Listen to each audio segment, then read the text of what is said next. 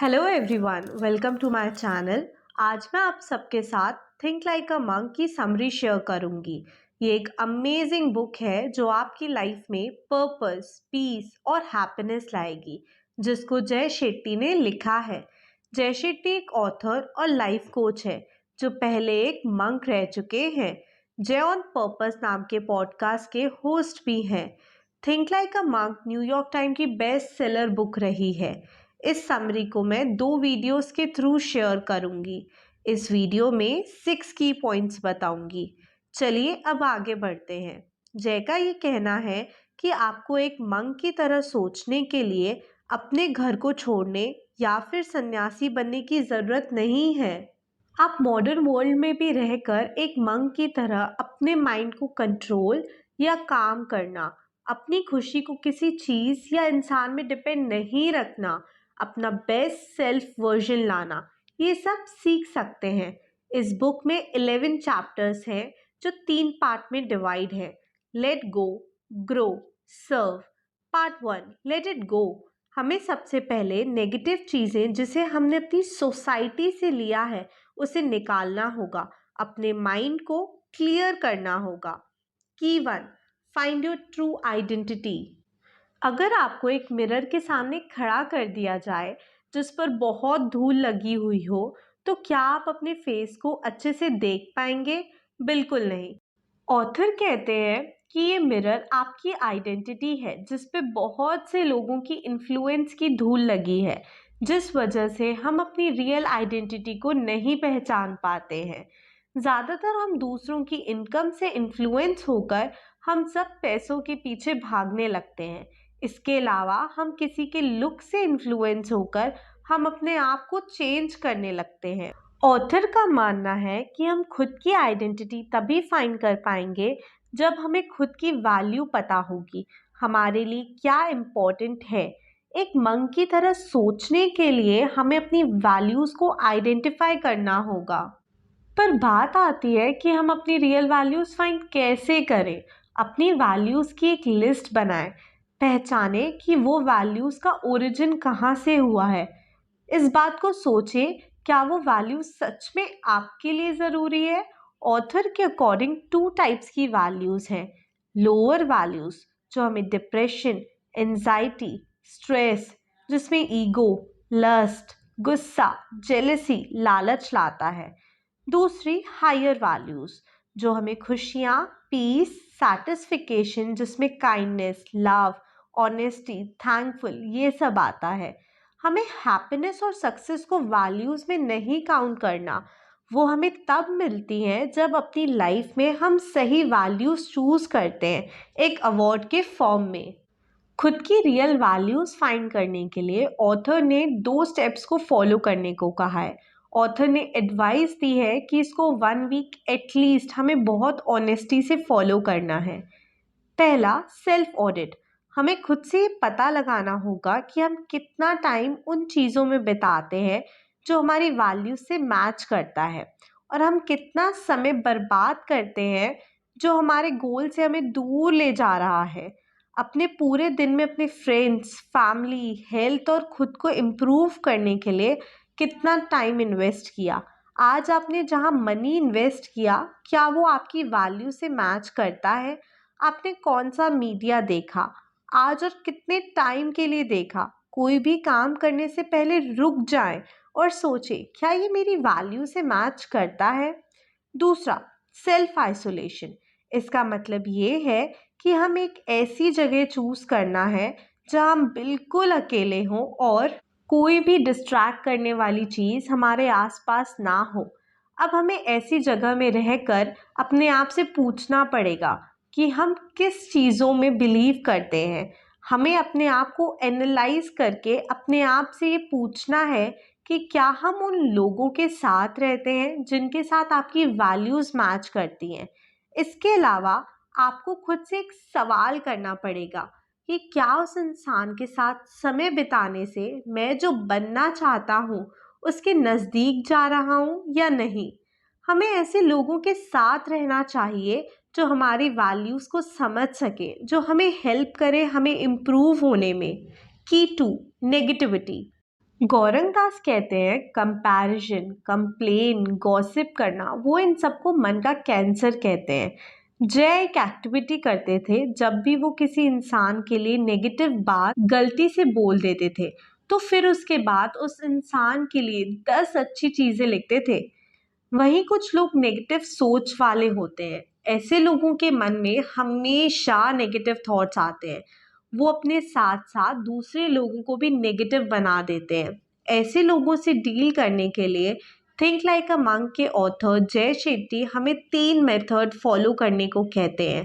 पहला, allocate time. हर person के अंदर एक लिमिट होती है किसी भी चीज़ को सहने की।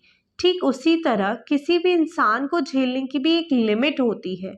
बहुत से लोगों को आप बहुत दिनों तक झेल सकते हो, तो बहुत को कुछ दिनों तक, और कुछ को तो आप एक सेकंड के लिए भी नहीं झेल सकते।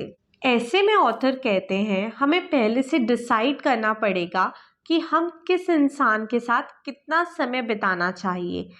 ऐसा करने से हम अपने आप को दूसरों की नेगेटिविटी से बचा सकते हैं।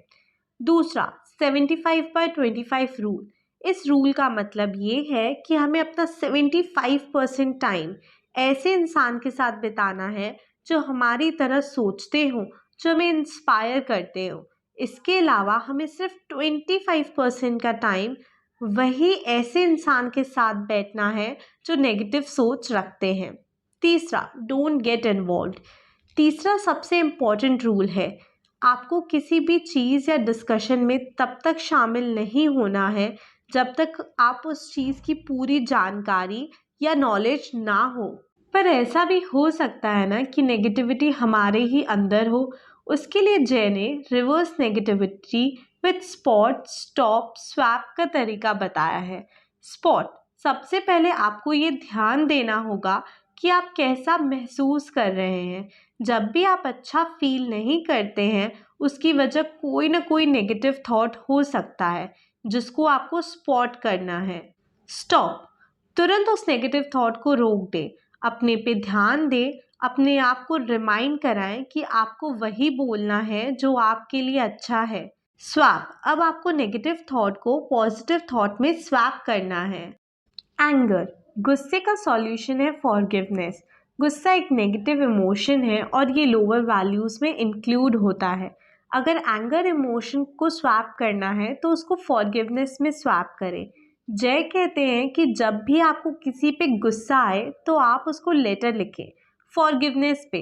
वो आपकी हेल्प करेगा उस इंसान को माफ़ करने में, और वो लेटर किसी को भेजने की ज़रूरत नहीं है। कई बार लाइफ में हम खुद को माफ़ नहीं कर पाते।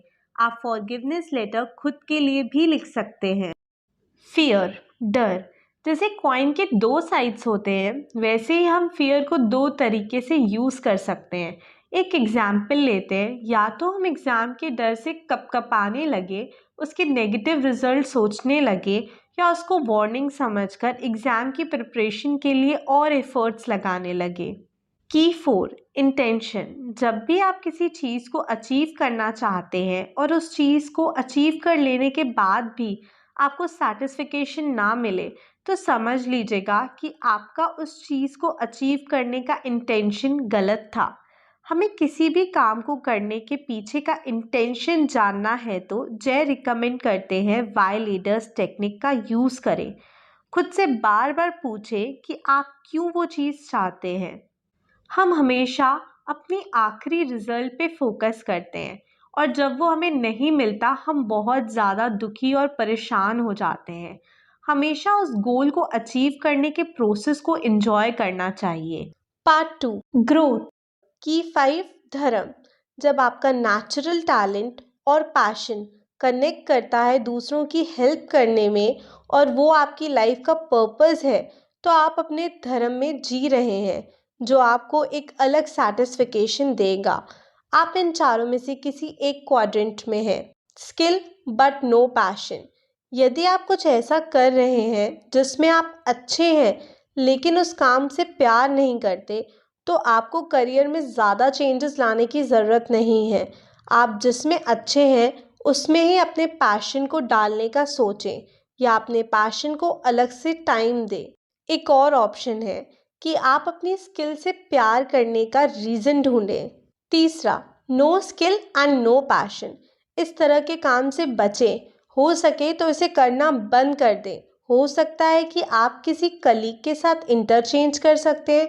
हो सकता है कि आपको एक्सेल का काम पसंद ना हो और आप इसमें अच्छे भी ना हो, लेकिन आप प्रेजेंटेशन डिज़ाइन करने में बहुत अच्छे हैं।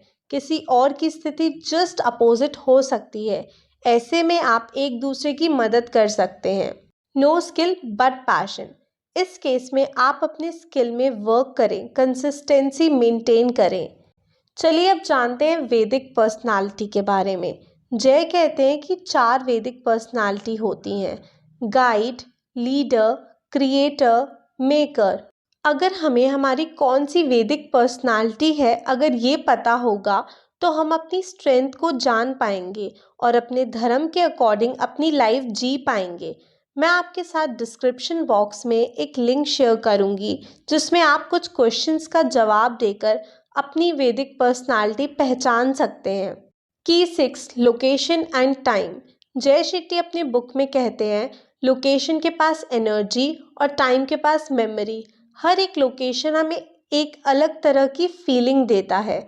ऑथर का मानना है कि हमें हर एक काम के लिए उनके माहौल के हिसाब से लोकेशन या स्पेसिफिक लोकेशन बनाना चाहिए। टाइम हैज़ मेमोरी का मतलब ये है, जब हम सेम काम को सेम टाइम पर रोज़ करते हैं, वह काम हमारे दिमाग में मेमोरी की तरह सेव हो जाता है। इसलिए हमें सेम टाइम पर सेम काम करना चाहिए। Routine, morning routine. इसमें हम 3 पॉइंट्स जानेंगे। पहला पॉइंट, ग्रैटिट्यूड हमें रोज़ अपने आसपास की चीज़ों, इंसानों और सिचुएशन के लिए ग्रेटफुल फील कराता है। इसलिए सुबह उठते ही हमें ग्रैटिट्यूड देना चाहिए।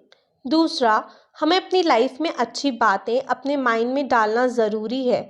उसके लिए आप सुबह सुबह उठकर बुक पढ़ सकते हैं या कोई ऑडियो बुक सुन सकते हैं। तीसरा, मेडिटेशन। जैसे फिज़िकल हेल्थ के लिए हम एक्सरसाइज करते हैं जो हमें बहुत सारी हेल्थ प्रॉब्लम से बचाता है, वैसे ही मेडिटेशन हमारे मेंटल हेल्थ के लिए बहुत ज़्यादा ज़रूरी है। Evening routine. आप जिन कपड़ों में सोते हैं वह दिन में पहने जाने वाले कपड़े से अलग होने चाहिए, क्योंकि दिन के कपड़े दिन की एनर्जी लेते हैं। अपनी अगली सुबह के जो छोटे छोटे फैसले हैं वो रात को सोने से पहले ही आपको निपटा देने चाहिए, क्योंकि हर छोटा डिसीजन एक एनर्जी लेता है। एग्जाम्पल, क्या खाएं, क्या पहने, क्या करें। अच्छे थॉट्स के साथ सो जाएं, क्योंकि जिस इमोशन के साथ आप सोते हैं पॉसिबली वह इमोशन होगा जिसके साथ आप उठेंगे। जल्दी उठने और सुबह के शेड्यूल के लिए टाइम निकालने में हमारी मदद करने के लिए जय ने 2 वीकेंड का प्लान बताया है। पहले वीक में सिर्फ 15 मिनट्स पहले उठें। अपने फ़ोन को तुरंत ना देखें।